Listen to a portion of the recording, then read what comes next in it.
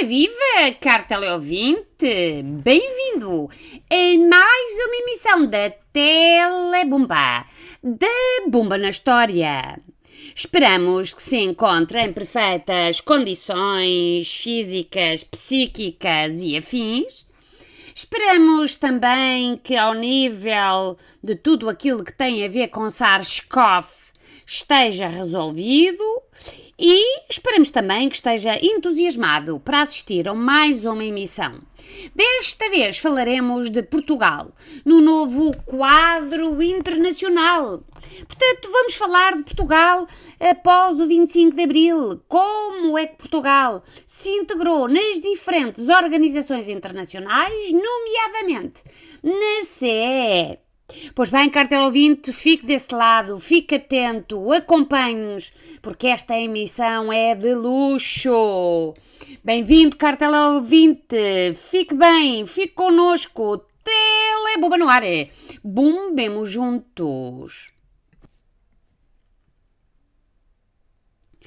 A integração de Portugal na Comunidade Económica Europeia trouxe inúmeras transformações políticas, económicas, sociais, culturais e de mentalidade.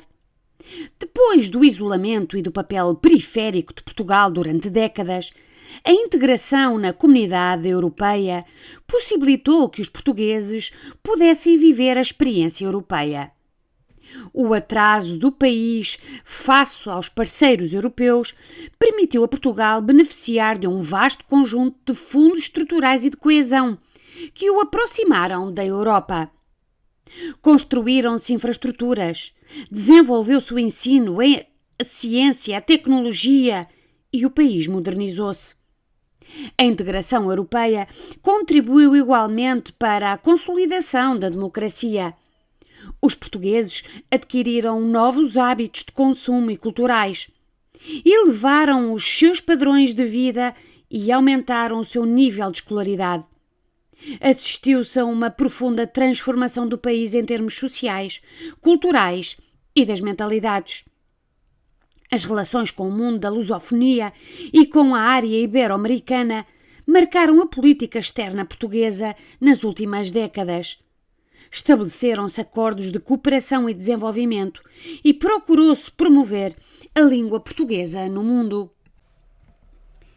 No dia 24 de março de 2022, Portugal teve mais dias de democracia do que em ditadura. Ao longo destes anos do novo regime democrático, a política externa portuguesa foi marcada quer pela aproximação à Europa, através das negociações para a integração de Portugal na CEE, quer pelo reforço das relações com os Estados Unidos, mediante a renovação do Acordo das Lajes e da participação de Portugal na NATO.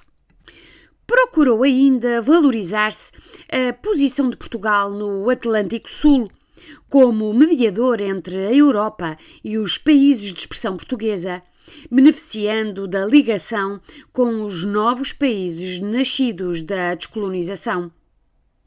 Em 1977, o primeiro governo constitucional, liderado por Mário Soares, solicitou o pedido de adesão de Portugal à Comunidade Europeia.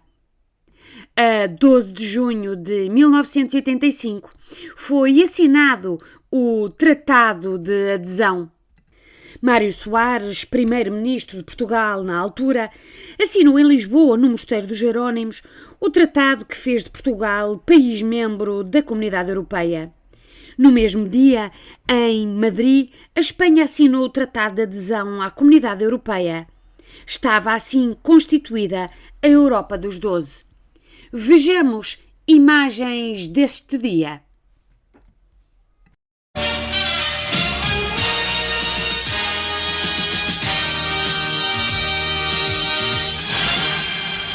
Boa noite. Hoje foi um dia diferente. Portugal entrou na CEE.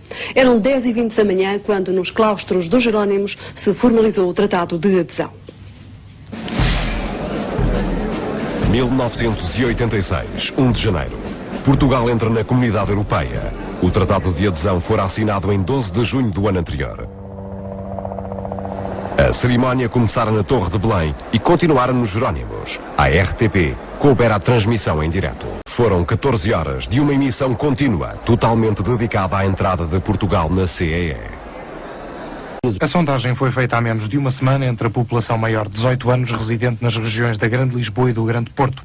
A RTP envolveu todos os seus meios para dar conta da importância do momento histórico. A nota dominante foi o otimismo quanto ao futuro europeu de Portugal. Primeira pergunta, com a entrada na CEE, a estabilidade política vai melhorar, piorar ou ficar na mesma? 34% dos inquiridos acham... O telejornal apresentou várias reportagens sobre a adesão e ao longo do dia houve debates e um especial TV Rural sobre a política agrícola europeia. E presentemente está satisfeito com a maneira como as coisas se processam? Eu estou satisfeito, só há uma coisa que nos satisfaz muito é o atraso de pagamento.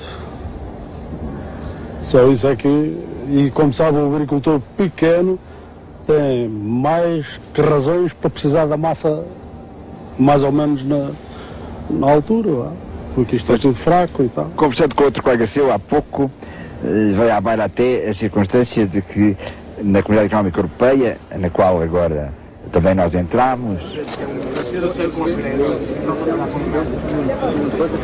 até uma próxima oportunidade, espécie-me convidado. Na ordem do dia estava a Europa e os benefícios esperados da adesão. Da RTP esperava-se que cativasse os portugueses para aderirem ao modelo europeu. Um dia carregado de simbolismo, em que nada foi deixado ao acaso. Desde a escolha dos monumentos para acolherem as cerimónias, até ao momento-chave do dia, a assinatura do tratado.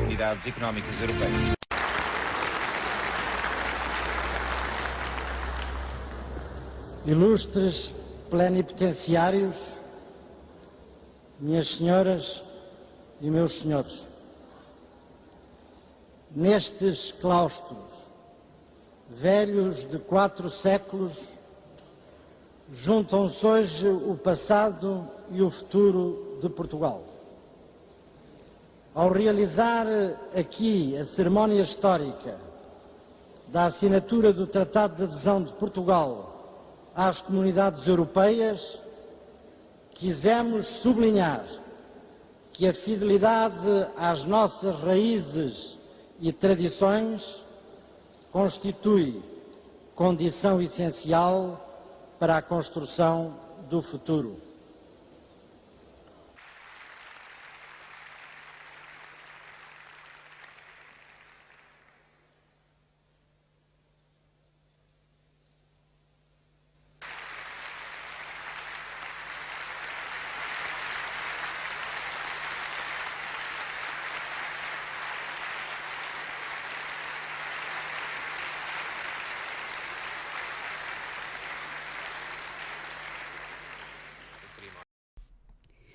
Em 1 de janeiro de 1986, Portugal tornou-se, juntamente com a Espanha, membro da CEE. Chegou ao fim um período de longa e demorada negociação. Com efeito, a política externa portuguesa do período constitucional, depois da aprovação da Constituição de 1976 e da primeira revisão de 1982, fora, em parte, dominada por um objetivo, o que possibilitou a Portugal assumir-se como país ocidental, europeu e atlântico. A opção europeia foi inicialmente a preferida pelos seguintes motivos: a necessidade de modernizar as estruturas e de aumentar a competitividade da economia, a necessidade de combater o desemprego e a inflação crescentes, fazer frente à dívida pública elevada, à redução das despesas financeiras e à falta de investimento, diminuir o desfazamento da economia portuguesa relativamente aos países da comunidade, garantir o papel de Portugal no Sudeste europeu e, concretamente, na Península Ibérica, corresponder aos anseios dos imigrantes portugueses que beneficiariam da abertura de fronteiras e da liberdade de circulação dentro do espaço comunitário, reforçar internacionalmente a nossa cultura multissecular,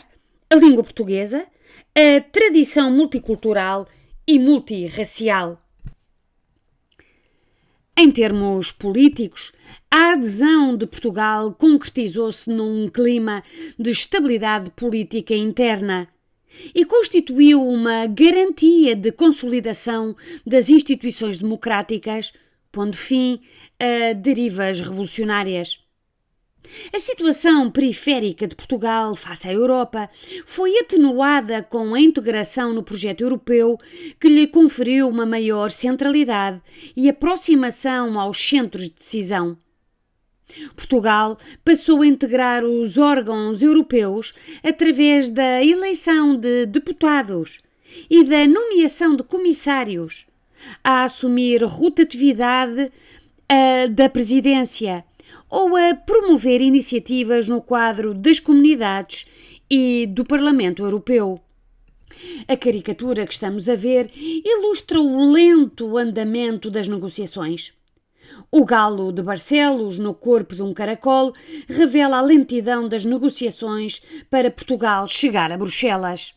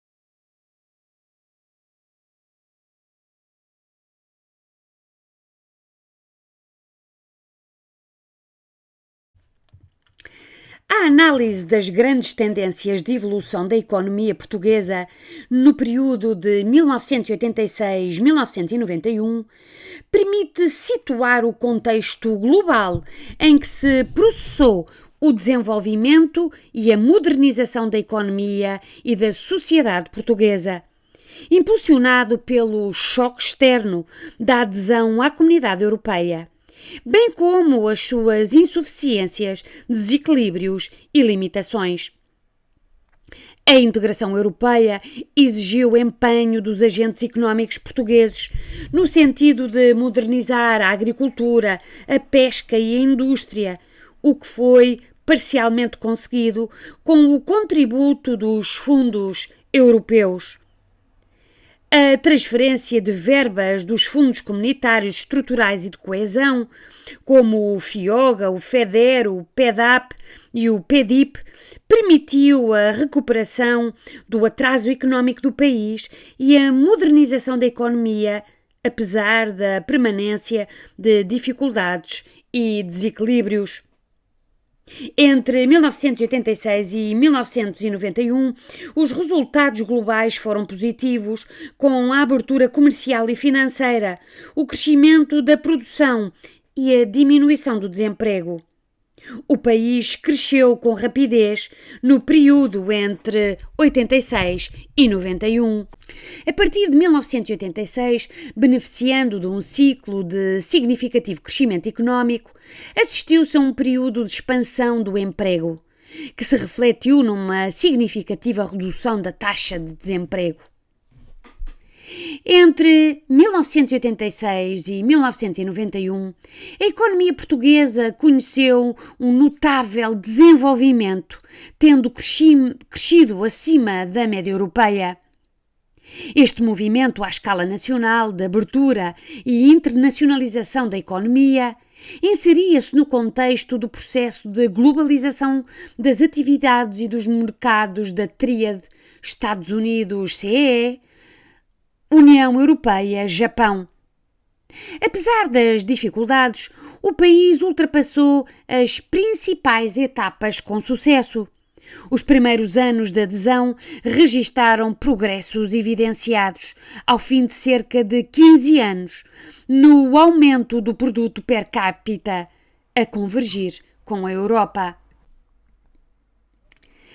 A mobilização de fundos comunitários, Fundo Social Europeu, possibilitou a qualificação da mão de obra, com vista à especialização e melhoria da produtividade e da qualidade dos serviços. Os fundos comunitários foram também aplicados num vasto programa de construção de infraestruturas, rede de autoestradas, pontes, expansão da rede de metropolitano e até a construção de novos espaços comerciais, como foi o caso do Centro Comercial das Amoreiras. Vejamos o primeiro spot publicitário das Amoreiras e, de seguida, uma reportagem da SIC sobre a estranheza deste edifício, da autoria de Tomás Taveira. Amoreiras, Amoreiras, Amoreiras Shopping, uma cidade dentro da cidade. Amoreiras, Shopping Center de Lisboa. O Centro Comercial das Amoreiras, em Lisboa, está a assinalar 25 anos. Hoje é só mais um edifício, mas na altura o projeto de Tomás Taveira provocou grande polémica ao revolucionar a arquitetura da cidade. A arquitetura de Tomás Taveira mudou a imagem da cidade. Um centro comercial de grandes dimensões mudou o hábito dos lisboetas. As Amoreiras marcaram uma nova era. O projeto do arquiteto Tomás Taveira criou estranheza nos lisboetas. Era algo de tão inovador que rompia com a arquitetura da cidade. Tudo envidraçado e não sei o quê, isto não... Era estranho. Era estranho, exato. Achei muito estranho. Naquele tempo era uma coisa muito estranha mesmo. Sei que na altura se falava do Taveira, que era uma coisa muito excêntrica e tal. Horrível. Hoje acho lindo. Recebeu um prémio Valmor e hoje é um edifício marcante, mas apenas mais um edifício. Hoje já digo, sim senhor, então, isto foi uma coisa boa, não é? Passados os anos que passaram, realmente continua a ser um edifício conhecido em Portugal. A obra polémica iria albergar o maior centro comercial do país. Muitos diziam que se tratava de um projeto megalómano, com falência anunciada, mas na véspera da inauguração, 85% das 300 lojas estavam arrendadas. Ramalhianes era o Presidente da República, presidiu a cerimónia de inauguração acompanhado de Cruz Abcacis, Presidente da Câmara de Lisboa.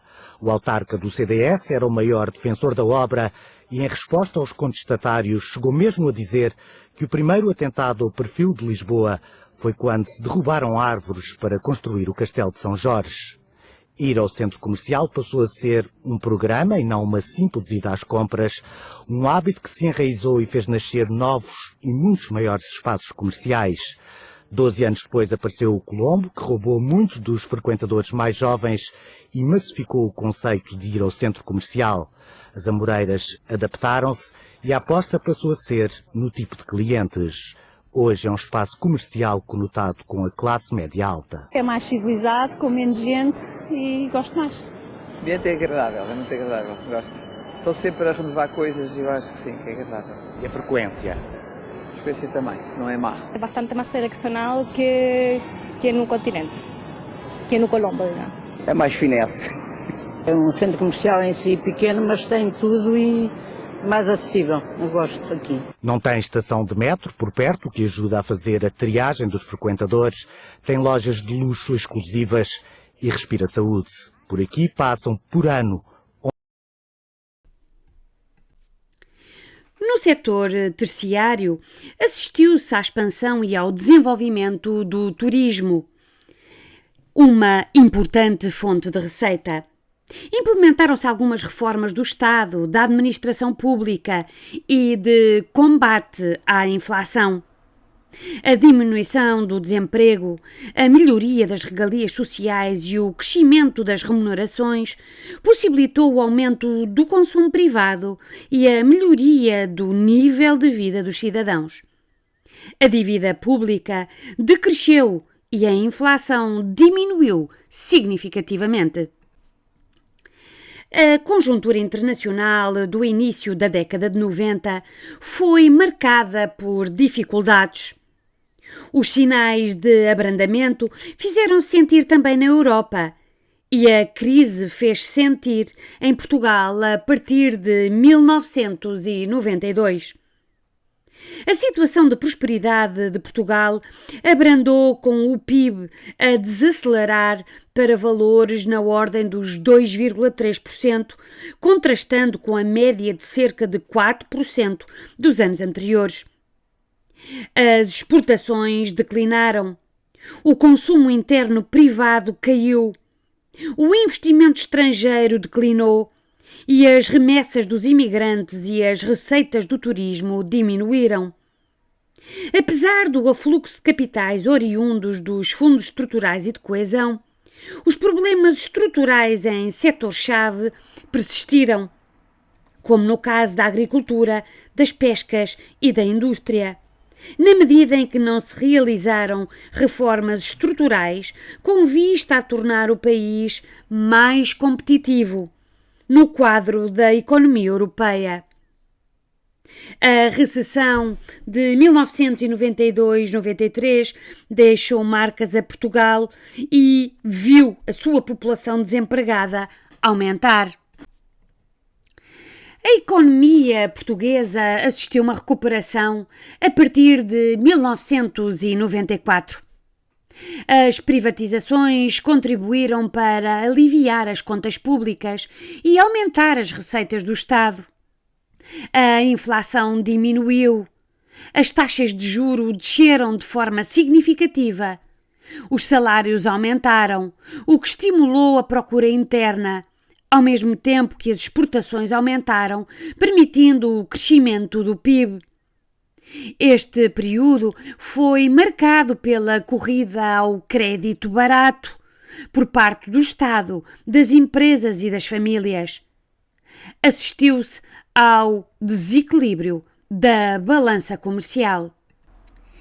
Este foi um período de grandes comemorações que tiveram como ponto alto a Expo 98, a última exposição mundial do século XX, realizada em Lisboa e cujo spot publicitário recordamos aqui.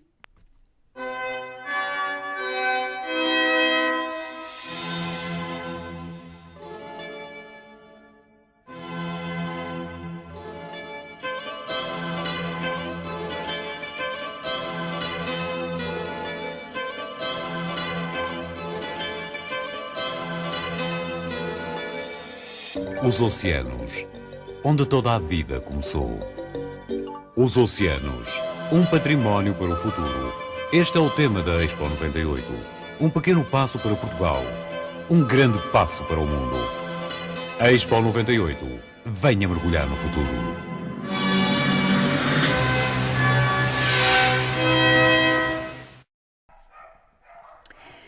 A partir de 1997, Portugal preencheu as condições de convergência consideradas necessárias para a adoção da moeda única. A 1 de janeiro de 1999, iniciou-se uma nova era na história monetária de Portugal. Em 2002, o euro entra em circulação. O escudo foi substituído pelo euro, abrindo-se uma nova fase na economia portuguesa, europeia e internacional, com a criação de um espaço monetário integrado, com políticas monetárias e cambial únicas. Entre 1995 e 2000, a economia atravessou um novo período de crescimento, agora devido ao aumento da despesa pública. No início do século XXI, a crise começou a comprometer a convergência com a Europa. A partir de 2000, Portugal diverge da União Europeia devido à falta de competitividade da economia e à abertura da economia europeia a outros mercados, constrangimento que, aliás, se mantém ainda hoje. Iniciou-se a década de maiores dificuldades para a economia nacional entre 2003 e 2009. O fraco crescimento da produtividade, a perda de competitividade, o mercado interno como suporte do crescimento, o investimento público em setores não produtivos, o aumento progressivo do consumo público e privado, o déficit da balança de transações correntes acima de 10% do PIB fizeram crescer o endividamento do país. Acrescentaram-se alguns erros de gestão das finanças públicas e o crescimento da economia portuguesa praticamente estagnou. A taxa de desemprego aumentou, os salários reais sofreram uma queda, o investimento declinou, o consumo privado ressentiu-se. Um Estado demasiado pesado, um endividamento geral e a incapacidade política em proceder a reformas estruturais na agricultura e na indústria dificultaram a situação económica do país. A melhoria das condições de vida e do índice de desenvolvimento do país, sentidos a partir da adesão à Comunidade Europeia, bem como a aproximação à Europa, fizeram de Portugal um país de imigração. Na década de 80, os brasileiros escolheram Portugal como destino em busca das melhores condições de vida oferecidas por um país recentemente integrado na Comunidade Europeia. Nos anos 90, o país tornou-se atrativo sobretudo para os imigrantes oriundos da Europa de Leste, em virtude da desagregação da União Soviética e do Bloco Comunista. Mais recentemente, muitos chineses têm escolhido Portugal para viver. O processo de litoralização e de urbanização em curso desde os anos 50 do século XX acentuou-se de forma muito significativa a partir dos anos 80 e 90. A Grande Lisboa, o Grande Porto, Setúbal e o Algarve viram a sua população aumentar de forma exponencial. A integração europeia também trouxe com ela o despovoamento do interior continental, marcado essencialmente pelo envelhecimento populacional em Portugal. A taxa de fecundidade decresceu, a taxa de natalidade diminuiu, o que causou a diminuição da população jovem. A taxa de mortalidade declinou e a esperança média de vida aumentou, constituindo os idosos uma parte muito significativa da população portuguesa. A integração europeia possibilitou a transformação da estrutura social portuguesa. A sociedade terciarizou-se e as profissões intelectuais, científicas e técnicas aumentaram. Assistiu-se à rápida integração e crescente afirmação das mulheres no mercado de trabalho, o que transformou significativamente a sociedade portuguesa. Os valores e os espaços de sociabilidade transformaram-se. O visual dos portugueses foi mudado progressivamente e deu lugar a uma imagem mais cuidada. O consumismo e o lazer tornaram-se práticas do cotidiano, a que uma conjuntura económica mais favorável, consequência da integração europeia, permitiu responder. Consumir e comprar tornaram-se objetivos individuais ou coletivos e os centros comerciais tornaram-se novos espaços de socialização coletiva. O casamento deixou de ser para a vida e o número de divórcios aumentou, da mesma forma que a sexualidade deixou de ser tabu. O número de crianças nascidas fora do casamento tem vindo a aumentar, revelando tanto o surgimento de novas formas familiares como o aumento da secularização. Entre os casais, a partilha de tarefas foi-se consolidando, revelando a alteração dos papéis tradicionais do homem e da mulher no casamento e na família. As uniões de facto, o planeamento familiar, a interrupção voluntária da gravidez e o casamento entre pessoas do mesmo sexo.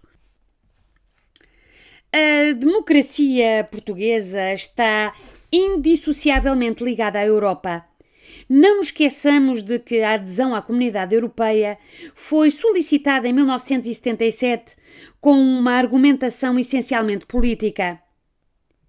Com a sua integração na comunidade, o país entendia melhor preservar as jovens instituições democráticas, ameaçadas por projetos revolucionários e tentações totalitárias, nesses anos conturbados que seguiram à Revolução de 25 de Abril. Desde a integração europeia que o percurso democrático português se faz sem sobressaltos de maior.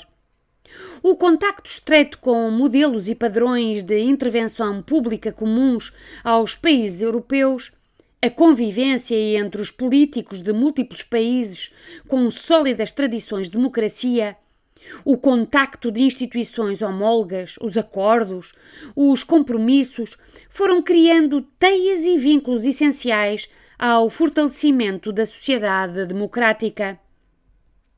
As instituições de representação nacional funcionam com toda a normalidade, legitimadas pelo voto popular. Há liberdade e tolerância. Não há portugueses exilados, deportados nem refugiados. Não há presos políticos. Por estes motivos, Portugal usufrui de prestígio democrático, merecendo a confiança dos parceiros comunitários e do mundo. O convite dirigido em junho de 2004 ao primeiro-ministro português, Durão Barroso, para presidir aos destinos da União Europeia, expressa de algum modo o prestígio do país. O mesmo juízo podemos fazer da escolha do ex-primeiro-ministro António Guterres, em 2005, para presidir ao Alto Comissariado das Nações Unidas para os Refugiados. O mesmo António Guterres, que hoje é o secretário-geral das Nações Unidas. E em 2007 exercia Portugal a presidência do Conselho Europeu, a diplomacia do país alcança uma inegável vitória com a aprovação do Tratado Reformador, dito Tratado de Lisboa.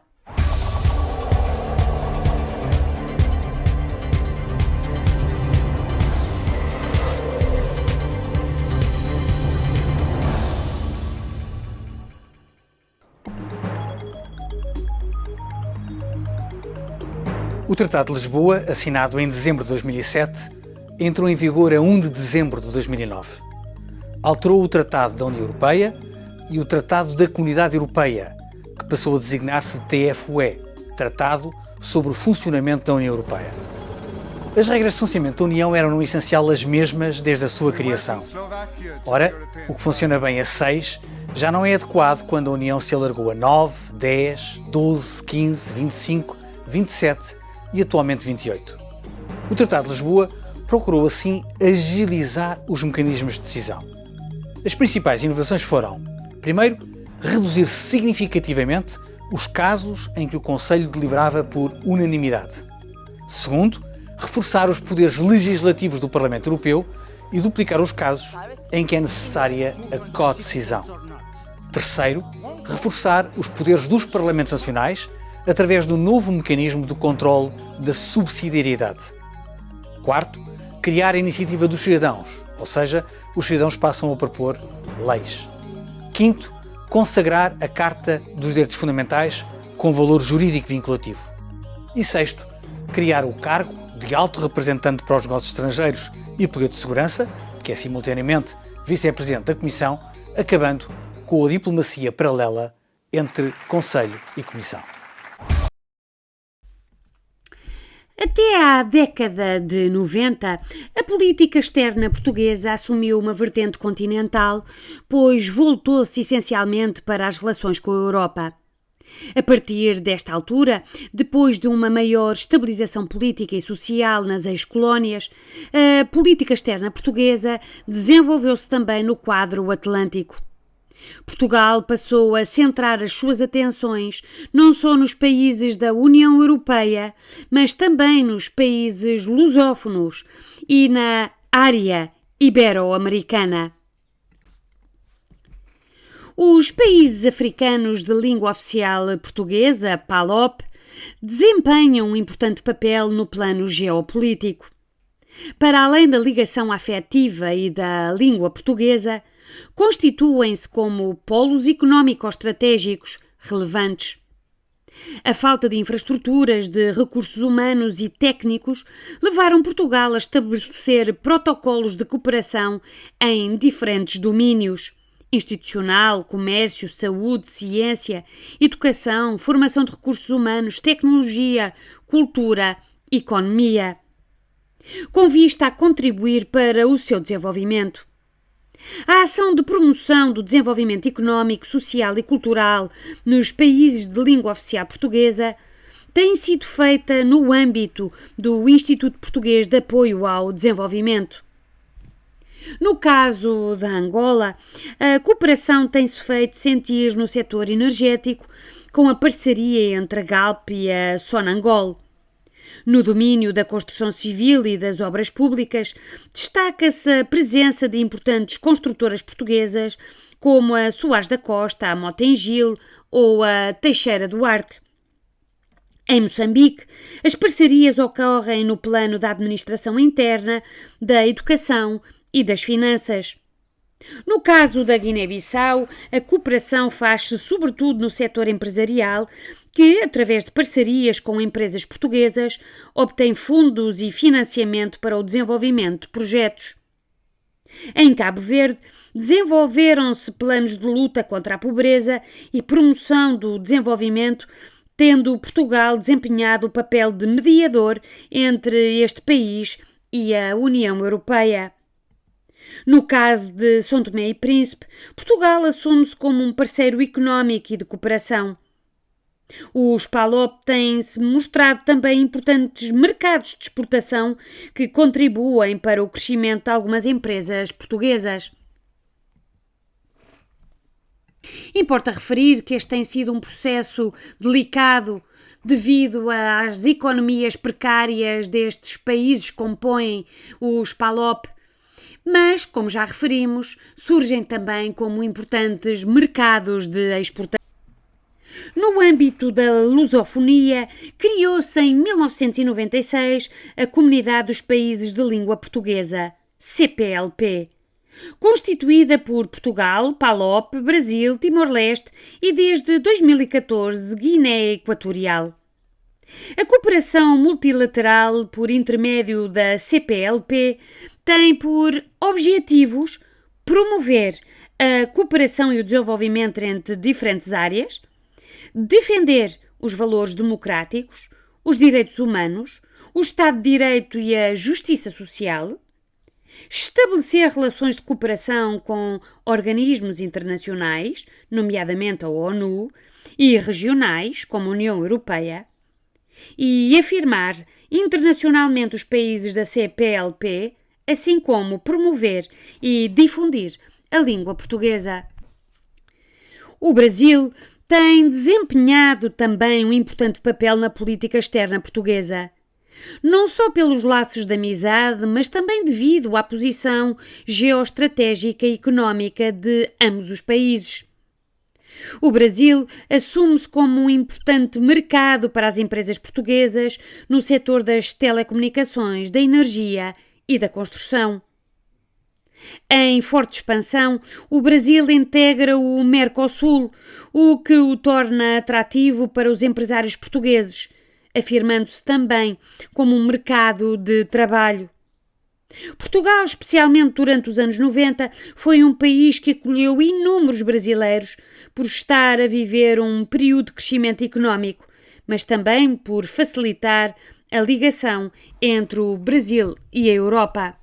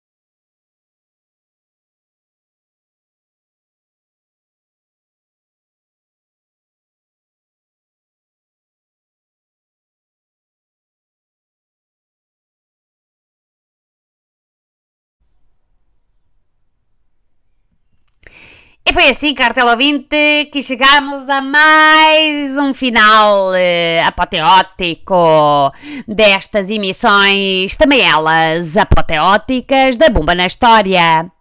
Pois bem, cartela ouvinte, próxima emissão daremos início a uma nova temática: o fim do Sistema Internacional da Guerra Fria.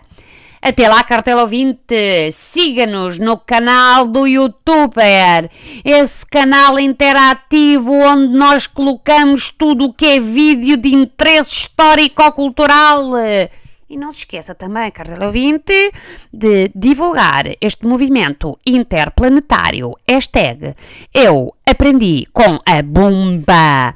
Foi um gosto, foi um prazer, foi uma delícia, cartela ouvinte. Fique connosco, acompanhe-nos. Tele Bomba no ar.